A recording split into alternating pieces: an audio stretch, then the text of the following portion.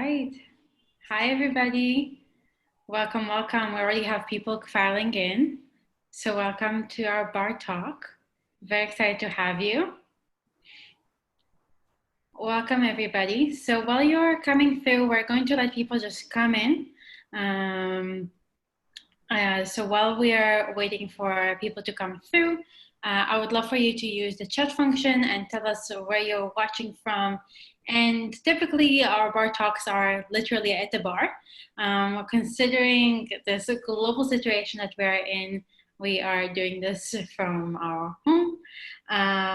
So if you have a beverage by you, I just have water. Feel free to also let us know what you have got beside you. Nice. Is that actual Starbucks? It is the real thing. Wow, wow. The real cup. The real cup, not the real coffee. Taster's choice. I've actually had I've had an expat dream, I think, that Starbucks came to Israel, but it was just a dream. Yeah. I had that dream too.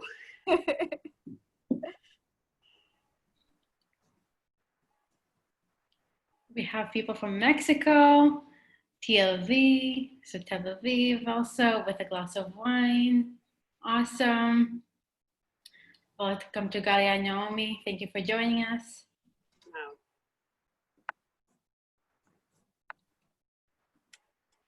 Hello, hello. Nepal. Wow. Amazing. Adam, didn't you have coffee last time? The same cup, the same cup.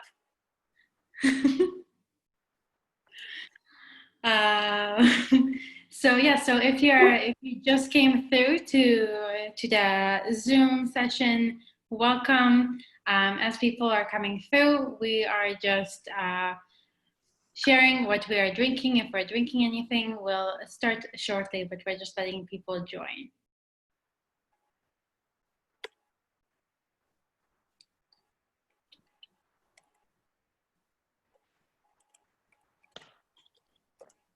I see Tomer and I are in the water club. Yeah, mineral water. Great.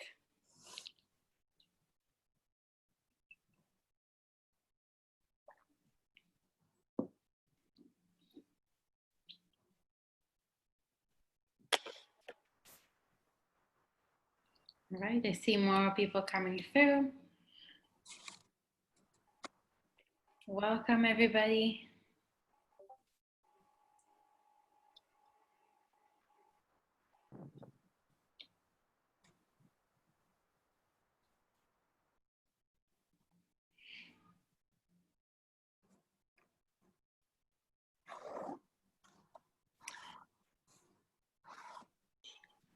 So it's interesting to see, how Zoom does allow us to really see where people are coming in from, and how technology, which is going to be a major conversation point, allows us to connect so globally.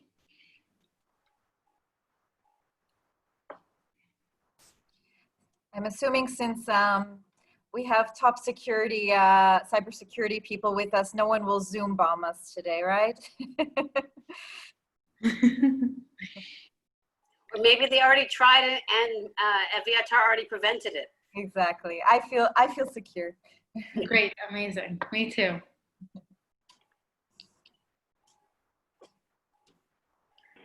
All right, so we'll just give it 1 more minute. So if you haven't yet shared where you're from and you would like to, if you are just grabbing your drink, maybe you're eating and we have no clue, and you want to share that, let us know.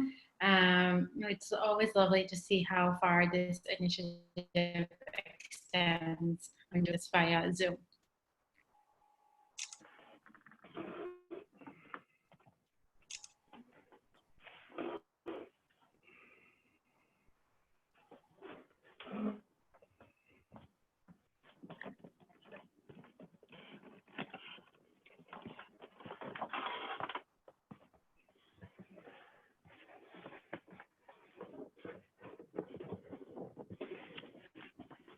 right.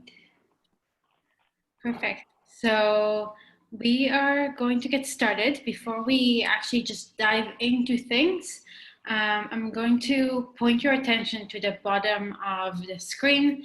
There's the chat function. That's where you shared if you did what you're drinking with us, where you're from.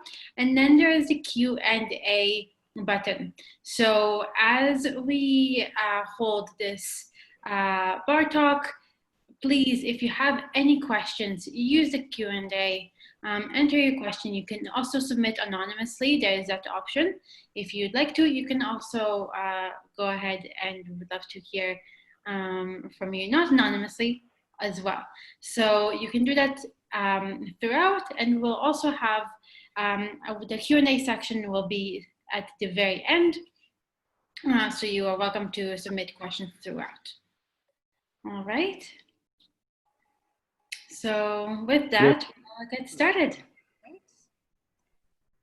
Shira, thank you so much. And thank you everyone for joining us from near and far.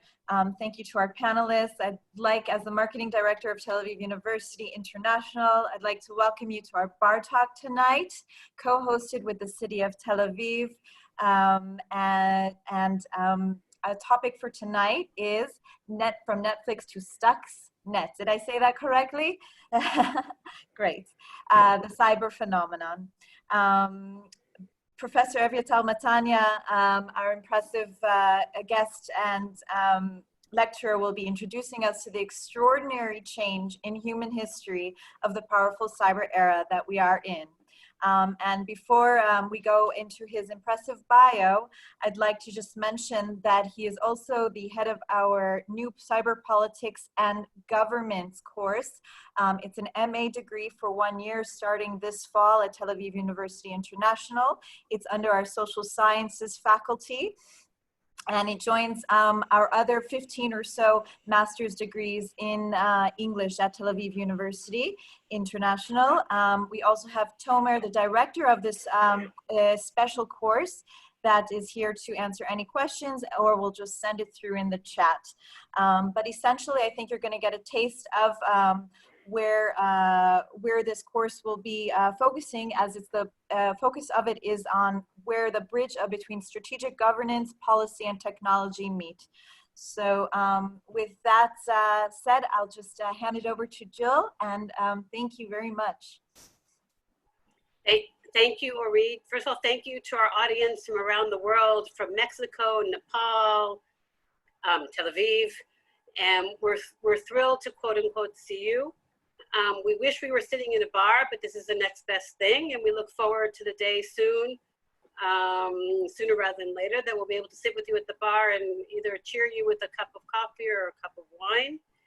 We, on behalf of the Tel Aviv Municipality, want to thank Tel Aviv University.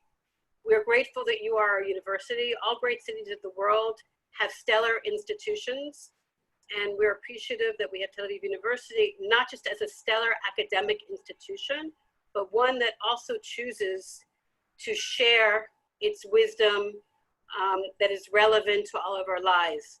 So we're grateful to that you're willing to be part of the community, to build the community, and to build this wonderful ecosystem. And Eviatar Matania, it's lovely to meet you tonight. I'm so looking forward to hearing what you have to say. I can't even pronounce Netflix and Stuxnet, and I'm sure it's going to be that much more interesting. And Tomer, also, congratulations to you for being at the forefront of this amazing program. Behind the scenes is also David Ryan. So thank you again to Tel Aviv University and to our amazing community, and to Eviatar for sharing your wisdom this evening. Thank you, Jill. So, Eviatar.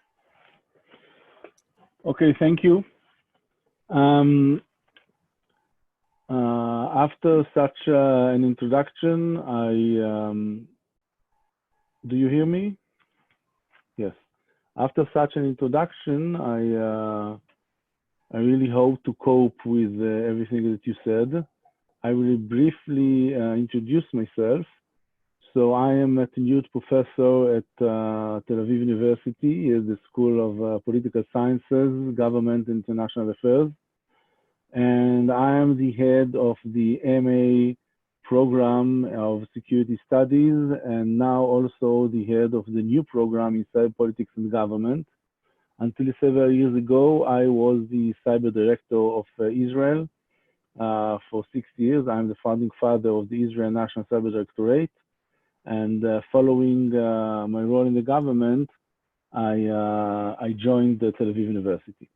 What I am going to try and argue and present today is the argument that we live in a new era, in the cyber era, which is a post-industrialized era. And in order to start, I want to share with you the beginning of the 19th century. After something like 12,000 years where sons usually used to do what their fathers did, and most of the population on Earth worked in order to bring food, something like between 80 to 90% worked in order to bring food to everyone, and there was something like between 10 to 15% of the population that didn't work in bringing food, but were, for example, kings or soldiers or other stuff which was needed or people wanted to do a little of trade, but 80 to 90% worked in order to bring food. The industrialized age changed everything. And several examples. One, less than 4% now work in agriculture, bringing food to all the 96% of the population. So most of the population do not need to bring food. Only less than 4%, and it is reducing. But there were other changes as well.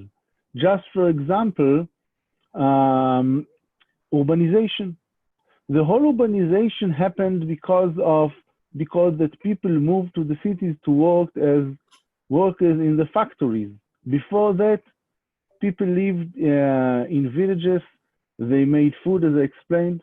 But urbanization as a whole happened only after the steam engine came into factories, and there was some advantage in being big. But it's not just urbanization. Think about what happened because of urbanization. Think about the extreme ideologies. One, the communism or the socialism in the beginning, it happened because people worked in very bad conditions, all the workers, and there was they struggled in order to have rights, and the whole social ideology happened because of this urbanization that happened because of the steam engine. And the other side was the liberalism and democratic ideology, because the whole middle class, they wanted more rights. There were middle class, there were clerks, people that work in trade, and they developed their rights. They wanted to have rights, and during the 19th century, the new national democracies became something which dominated the 90s and then the 20th century. And it also influenced the war. The total war, as we saw it during the 20th century, is the result of the Industrial Revolution. Because this total war of maneuver, of tanks, of airplanes, of everything, is the result of this revolution that started with the steam engine and then with other engines as well. So the 19th and the 20th century, we see it as a result of some of the Industrial Revolution. They influence our whole life. Our society, our economy, our national security do not look the same as 200 years ago. What we argue is that we are now at the beginning of a new era, a new age. We call it the cyber age. What should be understood is that cyber, usually people tend to think about cyber as something bad, hackers, cyber threats, cyber security. But cyber is first a phenomenon and not a digital phenomenon. And I'll explain what the difference between digital and cyber. Digital is the fact that everything go on computers and become digital. For example, even your laundry machine becomes digital. It says some chip inside and it weighs the laundry and you have an LCD screen. So it is digital, but it makes the laundry the same as the laundry machine worked 50 years ago. Maps, for example, also went on computers. So we don't need to have papers with maps of streets, of mountains, of everything. No, everything is on a computer now. And we have a lot of new information because maps became digital. But this is not cyber. What the company Waze did is cyber, meaning not just taking the maps into computers, but understanding that we can generate a wisdom out of all the endpoints of people that now use the application Waze, which belongs now to Google. And we can generate knowledge that we do not see in any of the endpoints of the drivers, but together all the drivers bring new knowledge because according to how they drive, we can see where the traffic is, and we may recommend to drivers to go through this street or another street, how to make it shorter, and everything. This is cyber, meaning this is not just the technology, a digital technology replacing the old technologies, but the analog technologies, but the total connectivity of all the people and all the computers and all the communication networks everywhere in the world together to one big new domain. The total connectivity together with computerized, with computing capacity and the ability of people to be part of it, this is a new phenomenon, the new phenomenon of cyber. And this man-made domain, because unlike physical domains, the air, the sea, or the earth, this new domain, cyberspace, is a man-made domain, and it is extending all the time. We have more computers, more internet connections, we have more telecommunication networks, and everything is connected to each other. So it's a growing domain, and the domain and the phenomenon go together. They influence all our lives. It's not just hackers. This cyber phenomenon enables the company Waze to enable you to drive short. And you know, people do not know how to drive without Waze. Most of the people that I know in Israel or in California, they're beginning to go into the car, they put the Waze of how to go today to work and then how to home. Or if they need to go to a new address, they simply use it. One of the entrepreneurs of Waze, he told me once that he asked his son to take him to the airport. It was during the days that we still could fly. So he needed to go to the airport in order to go abroad.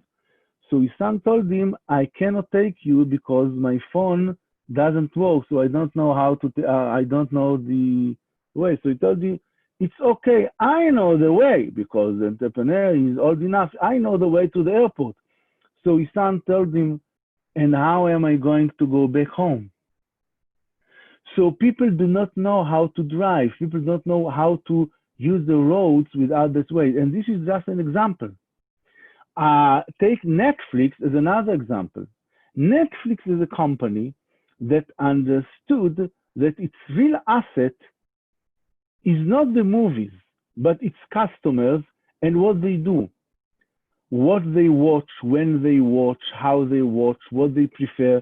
And if you understand what your customers want and when they want it, and you have many customers, 100 million, for example, you know exactly which movies, which series to go and invest in bringing them to your audience. So Netflix understood that the assets are different and they became a cyber company, meaning the real asset is the total connectivity of all their customers into the company. They can understand what people want to watch, how they watch, and in different geographical places, and they can bring new, I will call it a new value to the customers. So this is a result of the cyber phenomenon. the cyber phenomenon, the cyber domain also influenced the whole economy. Just look at the companies, the first 20 companies in NASDAQ or in Wall Street. We used several decades ago, we used to have the oil companies or automobiles companies, for example. Today, most of them are IT and cyber companies. There's Google, Alphabet, or Microsoft, or Amazon, or Facebook. This is a new economy. And think about it. If HP, for example, has something like several 100,000 of employees, its value is less than new companies with only 10 to 20,000 employees, which with the values are much more than HP, the old HP. So things are changing. The whole economy is changing. The companies, the new economy, and it is all a result not just of the digital agenda, but of the cyber age. So economy is one example. Since I come from political sciences, I can also point towards politics. Think about the social networks. It is changing how the media is working. It is changing the way you see news. It's changing the whole, discussions around things. It is not one-to-many as we used to see in TV or in radio. Several media companies control everything. The social networks have changed it totally. And it also changed the politics, how the politics of top executives, of the politicians, how they introduce themselves, how they work with the audience, with how they work towards elections. So things are changing in politics, in elections, everywhere. So economy, politics, and also national security. Because since we have a new domain of human activity, the new domain cyberspace, we also have people that use it to harm others. We have cyber crime, but we also have cyber terror. We have a new threat, and since we have a new threat, we also need cybersecurity. And nation states also understand that since they can now reach every corner on Earth through cyber, they don't have to use missiles. They don't need to use airplanes sometimes. They can use cyberspace in order to reach out to very far places and do what they need to do in order to prevent or to attack. So this whole new domain is not just a domain of new economical activity or a domain and a phenomenon of politics, but also it is changing national security and the way criminals do crime. Its cyber crime is much bigger today than any other way of crime. So all of these phenomena, all of these are the result of the new age, the new era, cyber era. And this is exactly what we are trying to explore in Tel Aviv University, and exactly what we are trying to bring to students to understand how to live in this new age. Think about the beginning of the 20th century, for example. No one could have imagined how the First or the Second World War will look like. No one could have imagined the fall of the giants, yes, the Austro-Hungarian Empire or the German and everything. No one could have imagined how war will look like or the economy 50 years after that. No one could have thought about airplanes. It was just the beginning of the 20th century. We changed transportation. And no one could have imagined what will happen with computers, which were invented only in the middle of the 20th century. So try to imagine now that you are not in the beginning of the 20th century, you are in the beginning of another century, the 21st century. You cannot really imagine how the world is going to change, how this century is going to look like.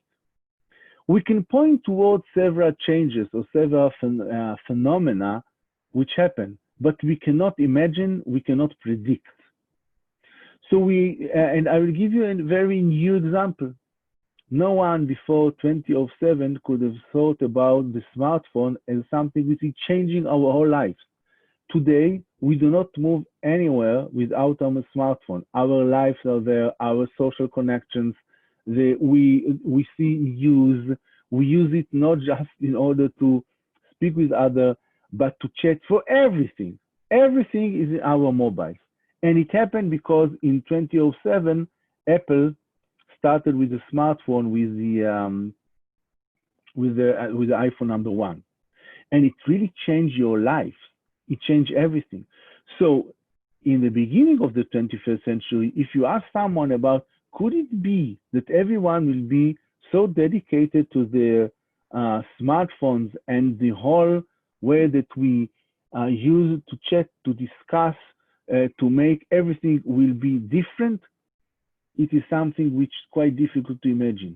So what we are trying to do is to explore and understand processes. We cannot predict, but we can point toward processes that happen. We can say, we can point, for example, for several things which are going to change how war look like. We can point towards the new economy. What is the change? What are the changes that happen? We can point towards the new double race for dominance in the world between China, European Union, Russia, and the United States. The double race for cyber digital supremacy. You can see it between the United States and China. Just as an example, Huawei, the company that the Americans don't like, the federal administration. Why? Not because they are afraid of some cyber espionage through the Huawei connection, because if Huawei controls the new 5th generations of cellular, it means that China will be the dominant superpower which controls the new transportation, because the new transportation is telecommunication. The Americans don't want it. So this is a real struggle, a real race for cyber digital supremacy between the Americans and the Chinese. They invest in AI, which we call it AI database technologies, those who are related to cyber. They invest in the 5th generation. They invest in quantum computing, all in order to be the dominant superpowers in the new age, the cyber age. And they don't just invest in this new technology, but also in their cyber power, meaning their ability to work and to attack through the cyber domain. And so this is an example. So we cannot say exactly how the world is going to look like in 20 or 30 years and who is going to be the dominant superpower, but we can point towards this new this new race for cyber digital supremacy. We can say what are the advantages of the US and what are the advantages of China. We can look at it and understand it better. And all of this is something which we believe that the people that want to be part of this change, and this is changing the world, which see their lives as being one day top executives, whether in government or in high-tech companies or in other sectors as well. We believe that everyone should understand all of these phenomena, understand the cyber phenomena from deep, understand how it's going to change economy, society, national security, to understand the processes, to understand the people, to understand the global race, to understand how to make public policy for new nation states. And we in Israel thought about it something like more than a decade. Israel has decided to invest in its approach to cyber, to both cyber security and cyber power and the new economy, and to put efforts, budgets, to establish a new directorate, which I had the right to establish and to found, in order to be one of the global powers in cyber. We do not believe and we do not try to compete with the great powers. We are not China, nor the US, nor Russia, nor the European Union. But a leg behind, being one of the global powers in cyber is something that we believe we can do. Just an example, 20% out of all the world in private investment in cybersecurity reach Israel. We are 0.1% of the world population, and 20% out of all the investments reach Israel. So this is an example of a global power. We have more startups in AI than any other nation with the exception of the United States and China. So since Israel decided it, Tel Aviv University was one of the first to also establish a cyber research center. And Tel Aviv University has all the skills in order to explore the cyber phenomena, to explore what could happen in economy and national security. And this is what we do in our school. And the new program that we offer is exactly to bring students from all around, Israelis as international as well, executives and young people, to understand in this new world, in this new age. And with this, I believe I conclude my brief presentation, brief discussion about cyber, and I prefer to answer questions if there are any.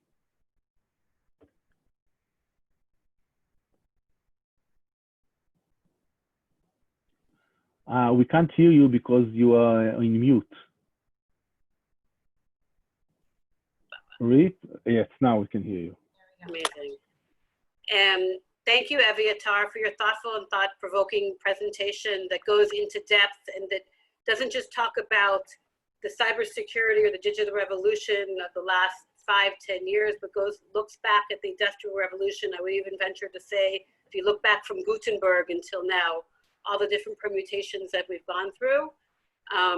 Amazing. I want to just see, at the moment, we have a very shy audience. Audience, please don't be shy. Feel free to ask your questions. And so actually, I have a question. Well, you talk about the connectivity among the economy and also with security, and you talk about Waze and Netflix and so forth. I'm going to raise something that might be potentially a bit more thought-provoking, the current worldwide pandemic. How do you see all of this connectivity moving forward? This pandemic, even though we've been through it from 1918, from the 14th century, we couldn't have perceived this a year ago.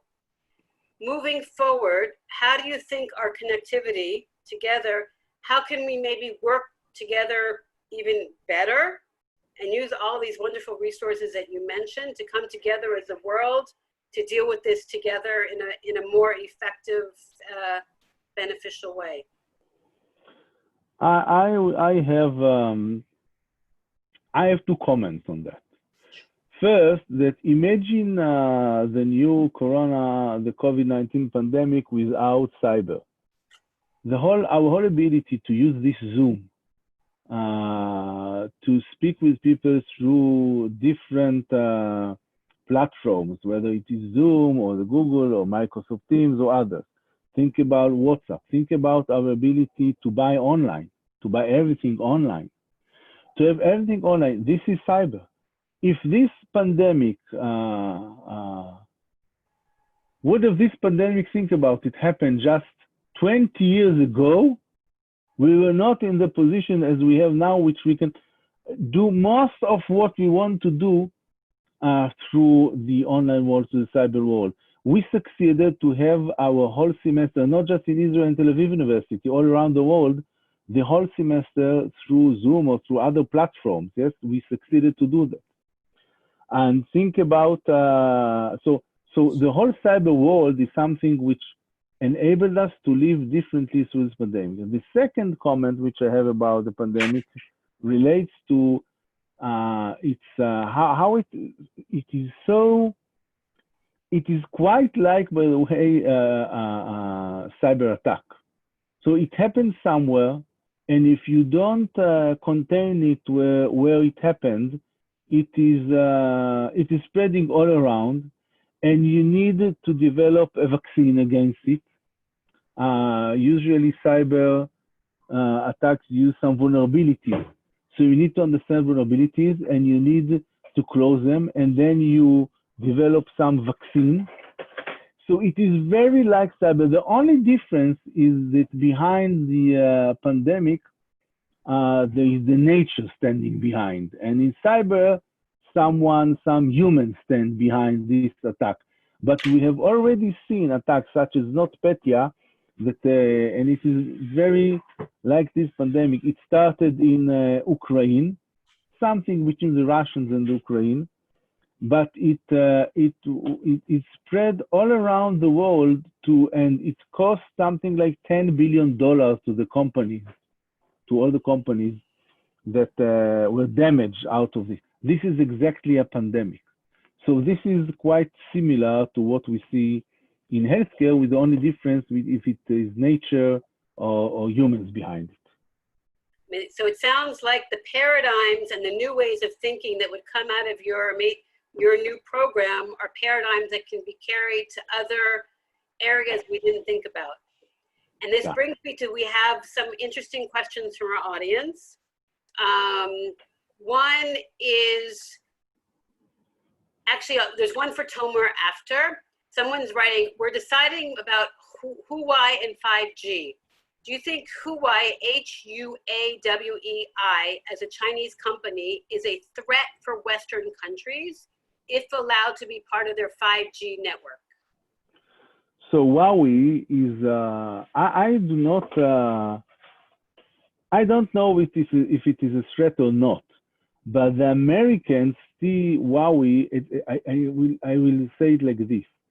The capacity of Huawei and other Chinese companies to develop and dominate the 5G, and not just the 5G, but the infrastructure of telecommunication around the world, is something that the West and Americans in particular see as a threat. Yes, this is a threat to their dominance, to the technological dominance that they had through the last century. This is a real threat in the perception of the United States is that this is a threat. Not Huawei, it's not the company. It is because it is Chinese, and everything which is Chinese, the Americans see as a threat to the technological dominance. Okay, thank you. We have a lot of questions that people have had a lot of coffee, so we have a lot of questions coming up. So thank you for that. Any thoughts on quantum computing and how this may affect encryption and security?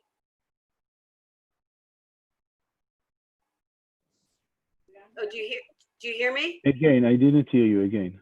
Okay, I apologize. Any thoughts on quantum computing and how this may affect encryption and security? Oh, of course. Quantum computing is going to change everything that you know about computers and computing. Quantum computing will enable to do things that we need years now in seconds. So it could change encryption, but it is not yet here. It's just the beginning of quantum computing. It is very difficult to develop quantum computers, and it is very difficult to develop quantum algorithms, meaning even if you have the hardware, you don't have the algorithm, the software to solve everything. But once it is here, it will change. Encryption is one example. It will also change how we research the research in chemistry, for example, or biology, because it will enable us to do things that currently takes us years in seconds or in minutes. It can change everything. So it is happening, but there are some people that believe that in 5 years we will see the first quantum computers. Others believe it will take a decade, but it will be through the coming decade. And this brings us to an interesting, my son just came in, the Zoom lets us be in our homes. And the next question actually is his generation. What do you think about the TikTok app as a threat, as maybe perhaps a spy platform, a threat for the US? What are your thoughts on that? I usually don't see apps as a threat. We have a lot of apps and different apps, and sometimes you have this new one which is interesting, and in a year, and then after a year another one which is new. This succeeds. Nothing is a threat. We need to understand that these are all new technology, new ways to collaborate, new ways to discuss, to bring a lot of things. And some of them may also form some threat to cyber, but you should not look at them as a threat, okay? The way that we use WhatsApp, not just TikTok or others, what is it a threat? Some people use Twitter, and against regimes in several countries, okay? Is the application a threat? No, this is the application. It can be used to positive issues, to negative issues. Criminals may use it, but also people that want democracy. So these are apps. This is a new world. I don't see apps as a threat. Very cool, very cool. Okay, here we have a long question. Even today, to kill someone in the battlefield, or to assassin, God forbid, we need to use a physical projectile or bullet. In several countries, such as Yemen, Syria, Libya, this is going on. How does cyber play a role for situational awareness? And then there's part two. Can cyber be used to its full extent where real wars happen? Or will it be a sphere where large states like the United States and China compete? We should distinguish between two issues. One, the whole cyber phenomenon where we see the competition of great powers for dominance, economy, technology, and also national security. This is one thing. The second issue is that since we have a new domain for human activity, we see there new also activities of terror and crime and other things. And we see it everywhere, meaning that people will use this domain, not just the physical domain, in order to make terror or crime. So I don't know if it will happen in this country or another country. It will simply be everywhere. The same as we know that crime is everywhere and terror is everywhere.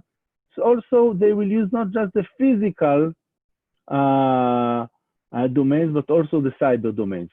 But this is two different issues. The competition is in order to dominate the whole phenomenon and the new domain. And since we have this human activity in this domain, we'll see everything that we currently see in the physical domain.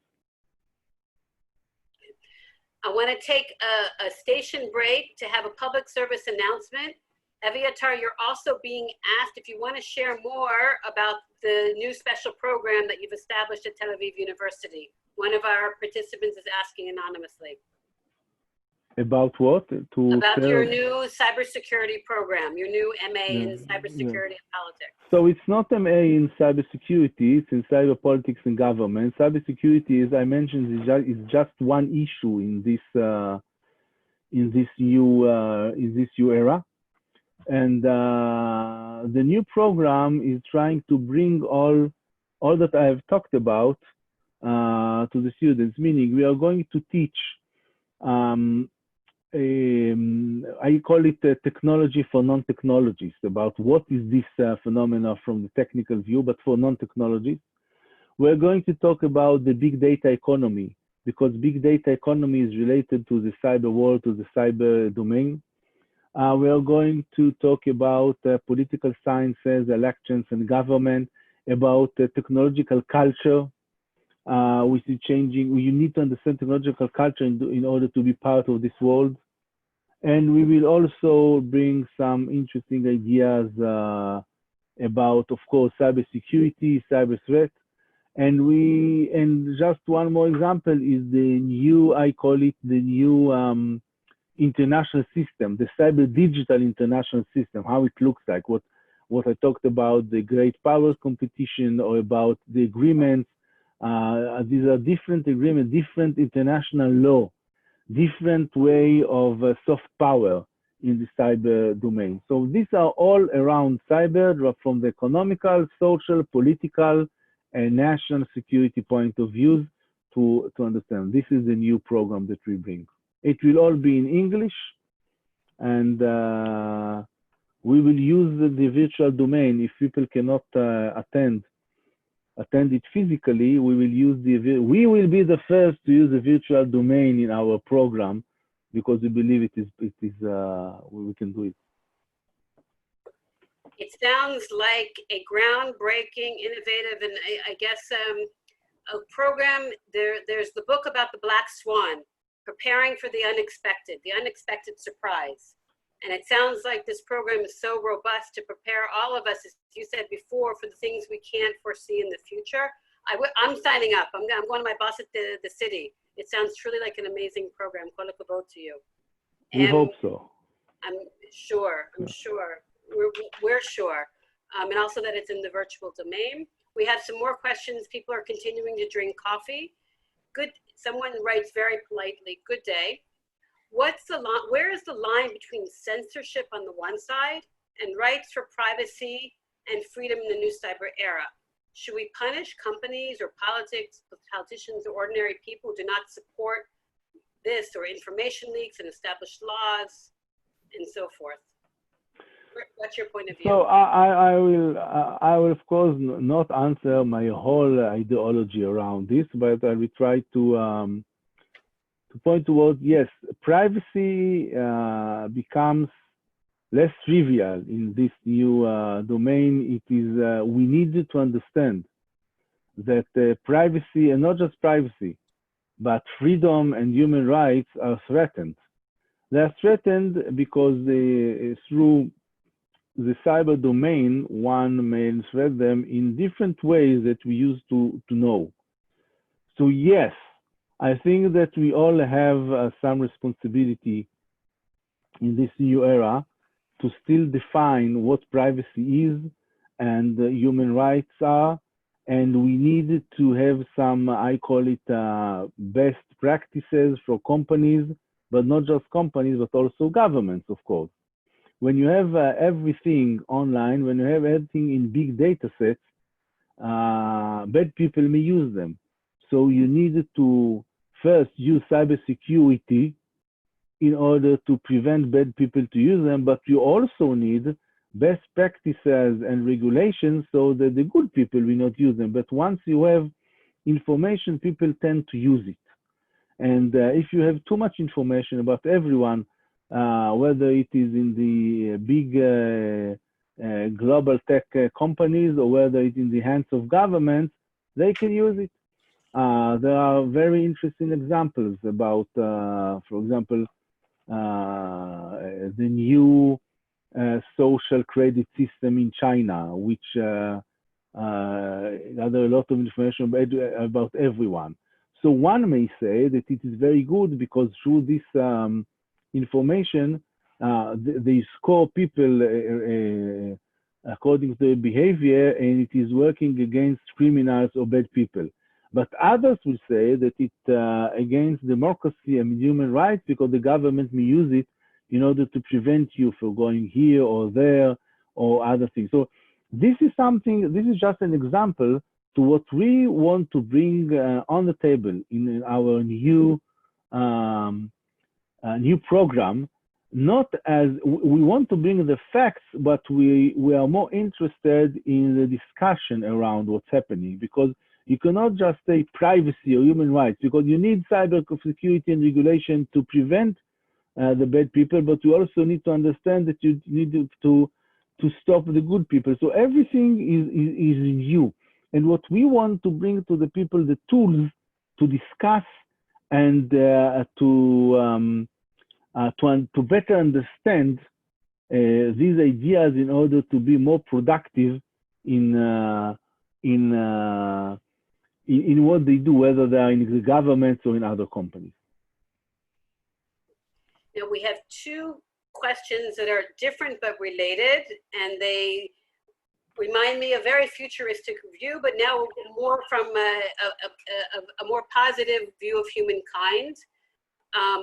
One gentleman asked us more about Israel. I guess how does this issue of cyber politics and government, does it fit into the rubric of seeing Israel as a startup nation? So Israel is not just a startup nation, it is also a cyber nation, meaning that Israel has decided to take its high-tech arena and put a lot of its effort into cyber. And once Israel did it, we became a cyber nation in our high-tech, meaning that we have, as I said before, more cyber startups than more cyber startups than the whole world together, with the exception of the United States. We have AI startups more than everyone, with the exception of US and China.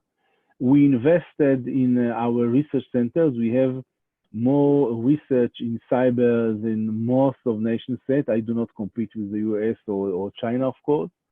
And we also made a lot of effort to develop strategies, policy around cyber, and to be a cyber nation, not just from the technological point of view, but also from the strategic point of view, and to be one of cyber defense in the world. And this is why Israel is so related with cyber and the cyber phenomenon, not just cyber security or the cyber threat, but the whole cyber phenomenon from technology, economy, and national security. And Tel Aviv University is one of the cause of this, because the people in Tel Aviv University were those who recommended to the government of how to approach the whole cyber issue. And since also I am now in Tel Aviv University, we have all the skills related to this issue and to this program. So this is what I can say about the connection between the startup nation and the cyber. The connection is that we have startups in cyber more than everyone. We took our being a startup nation into being a cyber nation. If I were a journalist and covering this event, that would be the headline. Definitely. From a startup nation to a cyber nation. We're going to quote you on that, Dr. Matania. Very nice. Very nice. Yeah. Well, the other positive, interesting question, and it actually reminds us of the former President Shimon Peres, who used to talk about this. Could you share your thoughts about how national borders may or may not be important in the future? And I guess how that would relate with the cyber. You've touched upon it in terms of the connectivity, but looking forward, how do you think national borders will play a role or not play a role? So national borders, I think they are still very important, because sovereignty is important, and responsibility of governments is important. Governments are strong. In the United States, for example, there is some competition between what we call the Silicon Valley and the Washington, D.C., between the high-tech and the politicians. Who is stronger? Usually, in the end of the day, the politicians are stronger, because they have the power that others do not have. So politicians, meaning, and governments are strong, and this is related to borders. I believe in the borders. I don't think the world has changed. But cyber, borders in cyber are different. The physical borders are usually, they do not matter in cyber. There are different borders, technological borders.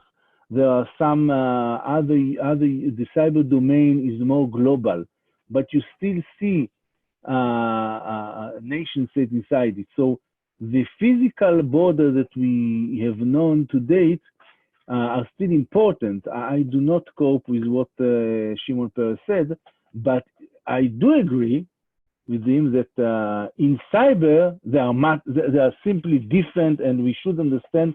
I will give you one example. In cyber, every nation state is a neighbor of every other nation state.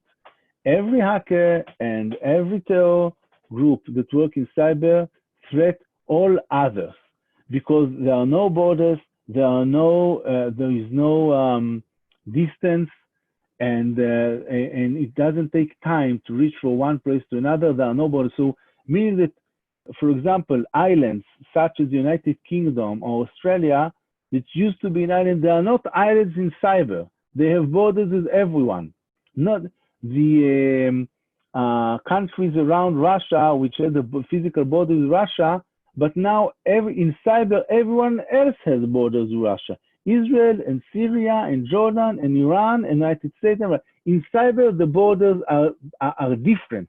And this is something to understand. And this is changing everything. But physical borders are still important for other issues. Cyber is not the only issue on Earth. Amazing. So it sounds like, on the one hand, Israel is a cyber nation.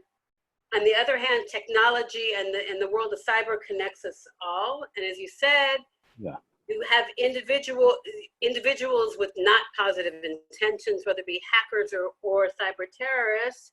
They threaten all of us, no matter what border, whether we're on in the technology connected world or on the ground as nations. So there's actually, in the matrix, there's different levels coming together. Fascinating. Fascinating. That's it. I think Orit or Shira or Tomer, do you want to add something to the discussion? Anything else about the program? Tomer, anything on your end? Or do you think we covered it? I think we covered it, and anything else that I will add to this perfect lecture going to ruin the night. So I'll just add that, just make sure that in the chat section I have added all the relevant info for anyone who is interested. And yeah, I think the fascinating topic can continue next year for sure. Why next year? Why next month? Well, the academic year officially starts in October, but we'll, if Professor Matania wants to work over the summer, he's welcome. Really, we are welcome everyone to our new program starting in October. Yep. I believe it will be an interesting one, and those who will have the right, to be in the first class, I think that will be even more interesting. Yes. And thank you all. Wait 1 second. We have we as Israelis, we love to always have the last word. And so there's an Israeli student, not that's asking you, Professor, is the program, now it's in English for international students and in English. Will you also do the program in Hebrew? The program is in English for both international students and Israelis as well. It's in English. The only difference between Israelis and international students will be that Israelis can do all the homework and the work in Hebrew. They don't have to write in English, but all the lectures, all the classes will be in English, and it will be both for international and Israeli students as well. I think that we thought about it. This heterogenic class, I think, will be even more interesting to just have Israelis alone or international students alone. So it is for all of them together. Amazing, amazing, amazing. There was one more question, so the person asked about the cost, and I would say Shira or Tomer will put the email in the chat so any logistical issues can be shared with them. Yeah. Amazing, amazing. Lots to think about, and looking forward to the next one. Thank you all. Thank you very much. Thank you. Good Thank you evening. all for coming. Have a good evening. Bye-bye. Thank you so much.